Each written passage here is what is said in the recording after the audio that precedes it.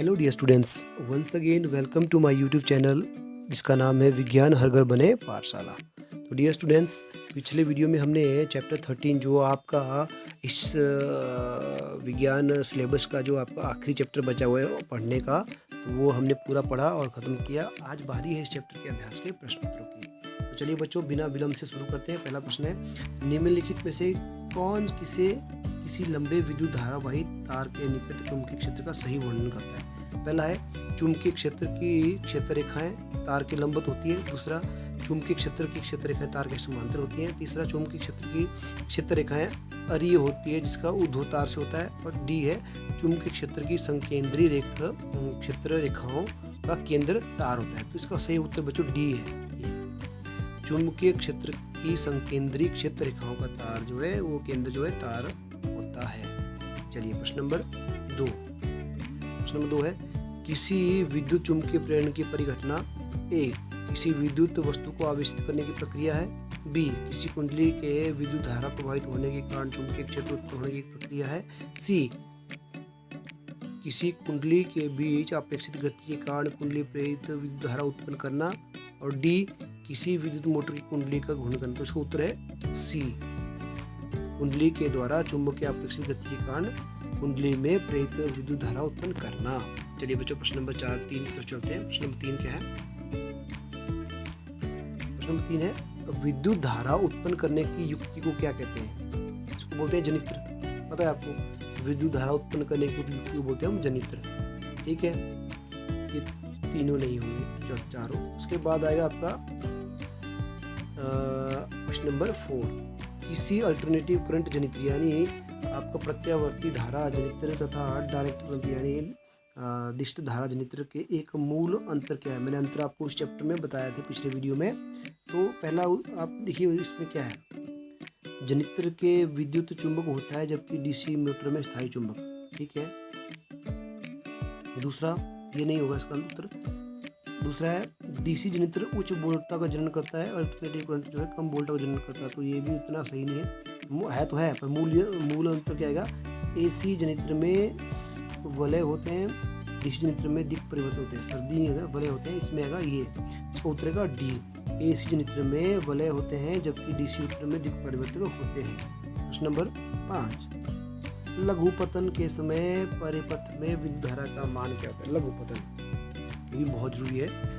जब आपका short circuit होता है घरों में, जो बिजली शॉर्ट सर्किट करती है तो लघुपतन बोलते हैं इसको। तो शॉर्ट सर्किट के समय परिपथ में विद्युत धारा का मान क्या होता है? बहुत कम होता है, बहुत बढ़ जाता है, बहुत अधिक बढ़ जाता है बच्चों। तो इसका उत्तर होगा आपका सी, बाकी सब गलत है। ठीक है, जब शॉर्ट सर्किट होता है तो विद्युत परिपथ में जो है विद्युत धारा बहुत बढ़ जाती है। उसके बाद आएगा प्रश्न नंबर 6, निम्नलिखित कथनों में से कौन से गलत है? विद्युत मोटर यांत्रिक ऊर्जा को विद्युत ऊर्जा में रूपांतरित कर देता है। तो ये गलत है। विद्युत मोटर जो है यांत्रिक ऊर्जा को विद्युत ऊर्जा में नहीं बदलता है, अपितु विद्युत ऊर्जा को यांत्रिक ऊर्जा बदलता है। दूसरा, विद्युत जनित्र जो है विद्युत चुंबकीय प्रेरण के सिद्धांत पर कार्य करता है। ये बिल्कुल सही है। विद्युत जनित्र चुंबक जो है विद्युत प्रेरण के सिद्धांत पर कार्य करता है। उसके बाद सी है, किसी लंबी वृत्ताकार विद्युत धारावाही कुंडली के केंद्र पर चुंबकीय क्षेत्र के समांतर सीधी रेखाएं होती हैं। तो ये भी ठीक है। प्रश्न नंबर डी है, हरे विद्युत रोधन वाला तार प्राय विद्युतमय तार नहीं, ये गलत है। हरे रंग वाला होता है आपका, कौन सा होता है? भू संपर्क तार बोलते हैं उसको। चलिए ये हो गया। उसके बाद प्रश्न नंबर 7 है बच्चों, चुंबकीय क्षेत्र के 3 स्रोतों के नाम बताइए। तो पहला है स्थायी चुंबक, विद्युत चुंबक और पृथ्वी का चुंबकीय क्षेत्र, ये है इसका उत्तर। उसके बाद आता है प्रश्न नंबर 8, परिनालिका चुंबक की भांति कैसे व्यवहार करती है? क्या आप किसी छड़ चुंबक की सहायता से किसी विद्युत धारावाही परिनालिका के उत्तर ध्रुव और दक्षिण ध्रुव को निर्धारण कर सकते हैं? तो बच्चों, इसका उत्तर मैंने आपको चैप्टर में बताया था कि परिनालिका किस प्रकार कार्य करती है। देखिए, ये है एक परिनालिका का चित्र, ये आपने बनाया हुआ। तो परिनालिका चुंबक की भांति व्यवहार करती है, बिल्कुल करती है। जब इसमें से धारा प्रवाहित की जाती है ना, विद्युत धारा, तो उसके भीतर जो चुंबकीय रेखाएं होती है वो एक समान दिशा में प्रकट होती है। तो इसका एक सिरा उत्तरी ध्रुव, ठीक है, ये नॉर्थ और ये साउथ। दूसरा आपका दक्षिण ध्रुव के रूप में कार्य करता है। ठीक है, तो किसी छड़ चुंबक की सहायता से विद्युत धारा परिनालिका के दोनों सिरों के निर्धारण करती है। यदि छड़ चुंबक का उत्तरी ध्रुव परिनालिका के एक सिरे की तरफ आकर्षित होता है तो वह सिरा परिनालिका के दक्षिणी ध्रुव है। यदि उसके बीच प्रतिकर्षण होता है तो वह सिरा उत्तरी ध्रुव है। यानी नॉर्थ और साउथ पोल मैंने आपको बताया था, अगर वो आकर्षित होता है तो कौन सा होगा, वो होगा आपका दक्षिणी ध्रुव, और यदि प्रतिकर्षित होगा, रिपेल होगा, तो वो होगा उत्तरी ध्रुव। चलिए आगे बढ़ते हैं प्रश्न नंबर 9 की तरफ बच्चों। प्रश्न नंबर 9 क्या दिया है, प्रश्न नंबर 9 देख लेते क्या है। प्रश्न नंबर 9 पढ़ लेते पहले। प्रश्न नंबर 9 है, किसी चुंबकीय क्षेत्र में स्थित विद्युत धारावाही चालक पर आरोपित बल कब अधिकतम होगा। तो जब विद्युत धारा किसी दिशा चुंबकीय क्षेत्र के लंबवत होगी तब उसमें अधिक होगा। ठीक है, चलिए अगला प्रश्न देखते हैं।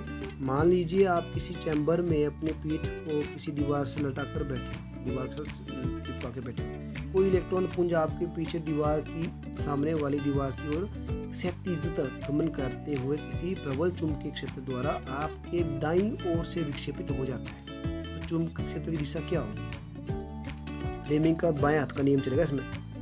बच्चों ये बता रहा है फ्लेमिंग के बाम हस्त नियम के अनुसार जो आरोपित बल की दिशा जो है चुंबकीय क्षेत्र तथा विद्युत धारा दोनों दिशाओं के लंबवत होगी, यानी इलेक्ट्रॉन की गति दिशा में विपरीत होगी, इसलिए चुंबकीय क्षेत्र की दिशा जो है नीचे की ओर होगी। ठीक है, अब आया प्रश्न नंबर 11। विद्युत मोटर का नामांकित आरेख चित्र बनाइए, इसका सिद्धांत एवं कार्यविधि स्पष्ट कीजिए और विभक्ति विलय का महत्व बताइए। बच्चों तो ये बहुत जरूरी क्वेश्चन है और ये वेरी इंपॉर्टेंट क्वेश्चन। मान लीजिए आपको ये आता ही आता है, आपको 5-6 नंबर का आएगा जरूर। तो ये प्रश्न आएगा, तो इसको आपको यहाँ पे आप नोट कर लेना इसको। यहाँ पे इस तरह से आप इसको पहले बताएंगे। पहले आप बताएंगे कि विद्युत मोटर का सिद्धांत क्या होता है, ठीक है, और यह कैसे कार्य करता है। हम इस पर क्या करते हैं, हमने एक आयताकार कुंडली को शक्तिशाली चुंबक में रखते हैं। ठीक है, ये आयताकार चुंबक हम शक्तिशाली चुंबक रखते हैं और इस पर कार्य करते हुए कंडक्टर घूमती हुई हमने क्या करना है, इसमें एक वलय रूप हमें कुंडली बनाएंगे। तो यह सिद्धांत रूप जो है गैल्वेनोमीटर तथा अन्य उपकरणों में कार्य करता है। फ्लेमिंग का बाएं हाथ का सिद्धांत इस पर आधारित होता है। तो इस प्रकार इसको चित्र को बनाएंगे। ठीक है, फिर इसके बाद आप इसकी रचना, ये भाग बताएंगे विद्युत मोटर की रचना क्या क्या है। इसमें अपने ये सारी चीज़ बतानी है कि केंद्र क्या होता है, इसमें कुंडली क्या होती है, कंप्यूटर क्या होता है, फिर ब्रश क्या होते हैं। तो आप यहाँ से इसको नोट करें, पॉज करेंगे मेरे वीडियो को और यहाँ से इसको नोट कर लेंगे। ठीक है बच्चों, फिर इसके बाद बताएंगे आपकी वर्किंग कैसे होती है, कार्य कैसे करता है। तो वर्किंग में आप पूरा बताएंगे। जब ABCD जो है इसमें आर्मेचर जो कुंडली हमने डाली हुई है, जो उसके अंदर हमने एक नरम लोहा रखा तो उसको हम आर्मेचर बोलते हैं। दोनों को मिलाकर कुंडली और नरम लोहे के टुकड़े को आर्मेचर कहते हैं। तो ये आप पूरा बताओगे इसको इस तरह से। यहाँ से आपने नोट करना, इस वीडियो को पॉज करके और इस प्रश्न को लिख लेना। चलिए प्रश्न नंबर 12 देखते हैं। प्रश्न नंबर 12 क्या है, कुछ ऐसी युक्तियों के नाम बताइए जिसमें हम विद्युत मोटर का इस्तेमाल करते हैं। तो मैंने ये भी आपको बताया था, रेफ्रिजरेटर, विद्युत पंखों, वॉशिंग मशीनों, ठीक है, कंप्यूटर, MP3 प्लेयरों में विद्युत मोटर का इस्तेमाल किया जाता है। प्रश्न नंबर 13 है, कोई विद्युत रोधी तांबे की तार किसी कुंडली गैल्वेनोमीटर में संयोजित होती है। ठीक है, तो क्या होगा यदि कोई छड़ चुंबक कुंडली में धकेला जाता है। तो जब कुंडली में धकेला जाएगा तो क्या होगा, जैसे ही छड़ चुंबक को कुंडली में धकेलेंगे वैसे ही गैल्वेनोमीटर की सुई जो है ट्रांजिट डिस्ट्रैक्शन दिखाएगी, यानी वो हिलेगी। यह कुंडली विद्युत धारा को संकेत देती है। दूसरा क्या होगा, जब कुंडली के भीतर से बाहर की ओर खींचा जाता है, तो जब कुंडली को भीतर से बाहर की ओर खींचेंगे तो सुई में क्षणिक विक्षेप उत्पन्न होगा, पर विपरीत दिशा में, उल्टी डायरेक्शन में। और तीसरा, कुंडली के भीतर स्थिर रखा जाता है। यदि चुंबक उसके भीतर रखा जाएगा तो क्या होगा बच्चों, कुंडली का भीतर स्थिर होगा तो कुंडली में कोई विद्युत धारा उत्पन्न नहीं होगी। ठीक है बच्चों, चलिए आगे बढ़ते हैं प्रश्न नंबर 14 तरफ। प्रश्न नंबर 14 क्या बोलता है, दो वृत्ताकार कुंडली A तथा B एक दूसरे के निकट स्थित है। यदि कुंडली A में विद्युत धारा में कोई परिवर्तन करें तो क्या कुंडली B में भी कोई विद्युत धारा में प्रेरित होगी, और कारण बताना। बिल्कुल इसमें प्रेरित तो होगी विद्युत धारा। उसका कारण क्या होगा, देखिए, जब कुंडली में A से विद्युत धारा परिवर्तन के कारण जो है दूसरे में B में प्रेरित करेगी, तो परिवर्तन के कारण चुंबकीय बल रेखाएं कुंडली B के साथ बदल जाती हैं और यह कुंडली B में स्थित विद्युत धारा को उत्पन्न करेगी। ठीक है, ये कारण होगा। अब आता है प्रश्न नंबर 15। निम्नलिखित के निर्धारित करने के नियम बताइए। किसी विद्युत धारा वाही सीधे चालक के चारों ओर विद्युत चुंबकीय क्षेत्र उत्पन्न होता है। तो इसका है आपका दक्षिण का फ्लेमिंग का राइट हैंड रूल, दक्षिण हस्त नियम है इसका। ठीक है, दूसरा आपका किसी चुंबकीय क्षेत्र में लंबवत स्थिर विद्युत धारा प्रवाहित का आरोपित बल। तो ये देख लेते हैं फ्लेमिंग का दक्षिण हस्त नियम। तो इसको भी आप इस तरह से बनाएंगे। ये चित्र बनाएंगे आप फ्लेमिंग का दक्षिण हस्त नियम। यदि आप अपने दाहिने हाथ से विद्युत धारा वाही चालक को इस प्रकार पकड़ें कि आपका अंगूठा विद्युत धारा के दिशा की ओर संकेत करता हो, तो आपकी अंगुलियां जो है ना वो चुंबकीय क्षेत्र की दिशाओं को दर्शाएंगी। जैसे ये विद्युत धारा का डायरेक्शन है, तो आपकी उंगलियां जो है जिस तरफ मुड़ी है ना वो बताएगा चुंबकीय क्षेत्र की डायरेक्शन को। ये हो गया आपका फ्लेमिंग का दक्षिण हस्त नियम। बी उसका है, किसी चुंबकीय क्षेत्र में लंबवत स्थित विद्युत धारा को सीधे बल पर आरोपित करना। तो इसमें क्या होगा, इसमें फ्लेमिंग का वाम हस्त नियम लगेगा। देखिए फ्लेमिंग का वाम हस्त नियम बोलता है आपका, यदि आपकी मध्यमा जो तर्जनी उंगली है वो चुंबकीय क्षेत्र को दर्शाती है और तर्जनी उंगली आपकी विद्युत धारा को दिखाती है, तो अंगूठा विद्युत गति की दिशा को दर्शाएगा। तो अपने वाम हस्त के अंगूठे, तर्जनी और मध्यमा उंगली को इस पर फैलाइए कि आपस में परस्पर 90 अंश कोण बनाए। तर्जनी चुंबकीय क्षेत्र को दिखाएगी, मध्यमा विद्युत धारा के प्रभाव को दिखाएगी और अंगूठा चालक की दिशा को दर्शाएगा। तीसरा क्या बोलता है, तीसरा पॉइंट आपका, किसी चुंबकीय क्षेत्र में कुंडली के घूर्णन करने पर उस कुंडली में उत्पन्न प्रेरित विद्युत धारा, इसमें भी आपका फ्लेमिंग का दक्षिण हस्त नियम आएगा। फ्लेमिंग के दक्षिण हस्त नियम के अनुसार क्या होगा बच्चों, अपने दाहिने हाथ तर्जनी, मध्यमा उंगली और अंगूठे को इस प्रकार फैलाइए कि तीनों एक दूसरे के परस्पर लंबवत हो।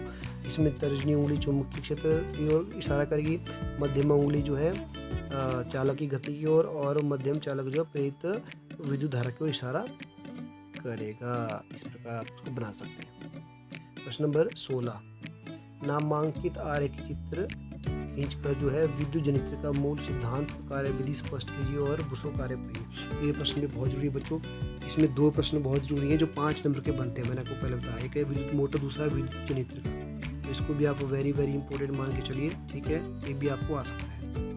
तो इसको भी आप ध्यान से देखिए। यहाँ से पहले तो आप सिद्धांत बताएंगे। सिद्धांत है इसका फ्लेमिंग का दक्षिण हस्त नियम, तो वो आपने बनाना है यहाँ, जैसे मैंने आपको बनाया हुआ है। इसको आप पॉज करके नोट कर सकते हैं, यहाँ से जो मैंने लिखा हुआ है आप लिख सकते हैं। फिर आप इसको इस तरह से बताएंगे, फ्लेमिंग के दक्षिण हस्त नियम के अनुसार ही आप इसका डायग्राम में बनाएंगे। नॉर्थ पोल साउथ पोल दिखाएंगे, बीच में आपको कॉइल आर्मेचर दिखाएंगे, ब्रश भी दिखाएंगे साथ में। ब्रश 2 ब्रश 1 जो है, एक तो वलय 1 R1 है, R2 है, ये पूरा आप बनाएंगे इसके साथ। फिर इसके आप विभिन्न भाग बताएंगे, प्रमुख उसके भाग हैं। तो प्रमुख भाग कौन कौन से, आर्मेचर हैं, क्षेत्र चुंबक हैं, स्लिप रिंगर्स हैं और 2 कार्बनिक ब्रश हैं। ये आप इसको बना सकते हैं यहाँ से पॉज करके, या जब आप इसको नोट करना चाहें आप पॉज करें और इसको देख सकते हैं। उसके बाद बताएंगे आप इसकी कार्यविधि, यानी वर्किंग ऑफ द विद्युत मोटर, विद्युत जनरेटर। तो इसमें आप बताएंगे हर चीज़ किस प्रकार कार्य करती है यहाँ से देखकर, ठीक है, इस प्रकार। तो ये आप इस प्रकार इस प्रश्न को बताएंगे पूरा। उसके बाद प्रश्न नंबर 17 आता है बच्चों, विद्युत परिपथ में लघु पतन कब होता है? किसी भी इलेक्ट्रिक सर्किट में शॉर्ट सर्किट कब होता है? देखिए इसको उत्तर क्या होगा, जब किसी विद्युत यंत्र में धारा कम प्रतिरोध से गुजरती है तो उसे लघु पतन कहते हैं, ठीक है। इस स्थिति में क्या होता है, परिपथ में विद्युत धारा अचानक बहुत अधिक हो जाती है, और जब विद्युत पथ में विद्युतमय तार उदासीन तार के संपर्क में आ जाती है, न्यूट्रल तार के संपर्क में, तो प्रतिरोध के शून्य हो जाने के कारण ऐसा होता है। तो लघु पतन के कारण आग लग सकती है और विद्युत परिपथ में लगे उपकरण को नुकसान हो सकता है। तो इससे बचने के लिए घरों में विद्युत फ्यूज का इस्तेमाल किया जाता है, ताकि जो फ्यूज जल जाए और कोई नुकसान ना हो। अब बच्चों इस चैप्टर का प्रश्न नंबर 8 है, 18वां प्रश्न, अंतिम प्रश्न है। यह है, भू संपर्क तार क्या है? धातु के आवरण वाले विद्युत साधितों को भू संपर्कित करना क्यों आवश्यक है? तो भू संपर्क तार क्या होती है आपको पता ही है, मैंने बताया था। भू संपर्क तार हरे रंग की विद्युत रोधी आवरण से ढकी हुई रहने वाली सुरक्षा तार होती है, जो घर के निकट जमीन पे गहराई पे दबाई जाती है, साथ में धातु की प्लेट से जोड़ी जाती है, ठीक है। यह अल्प प्रतिरोध चालन का पथ प्रस्तुत करती है। इससे यह सुनिश्चित होता है कि जब भी घरों में कभी इंसुलेटर कट जाए या खराब हो जाए तो उपकरण के शरीर से तार संपर्क जुड़ा होता है, वह उसको छूने से विद्युत झटका कम लगने की संभावना होती है, क्योंकि जैसे ही जीवित तार को हम छूते हैं तो शॉर्ट सर्किट की स्थिति बन जाती है और बहुत सी धारा बहने के कारण जो है फ्यूज उड़ जाता है या सर्किट ब्रेक हो जाता है, एमसीबी गिर जाता है। यानी साधित्र में धात्विक आवरण के धारा कोई क्षरण होने पे साधित्र विभव भूमि में चला जाता है, तो इसलिए जो है भू संपर्क तार का इस्तेमाल किया जाता है। अब इसका क्यों करना आवश्यक है, देखिए इसका मैंने यही बताया, इसका करना इसलिए आवश्यक होता है ताकि आपको जो है यह तार जो है दिखे रखें, इसके कारण जो है आपका नुकसान कम से कम हो और शरीर में ना पहुँचे, आपको झटका कम लगे। तो यही इसका फ़ायदा है। तो बच्चों इसी के साथ आपके अभ्यास के सभी प्रश्न पूरे हो जाते हैं और मुझे उम्मीद है आप बच्चों को अच्छे से समझ आए होंगे और आपने ये नोट करने हैं। जहाँ आपको नोट करने की दिक्कत आए वहाँ वीडियो को पॉज करें और नोट करें। चलिए बच्चों इस वीडियो को यहीं ख़त्म करते हैं। इसी के साथ आपका सिलेबस भी पूरा होता है साइंस का और सारे चैप्टर मैंने आपको समझा दिए हैं। आप ध्यान से पढ़ें, अच्छे से तैयारी करें और अपने परीक्षाओं की तैयारी करें। अब हम आगे से रिवीजन कार्य शुरू करेंगे। तो मिलते हैं बच्चों अगले वीडियो में कुछ नया लेकर। तब तक के लिए अपना ध्यान रखें और पढ़ते रहें।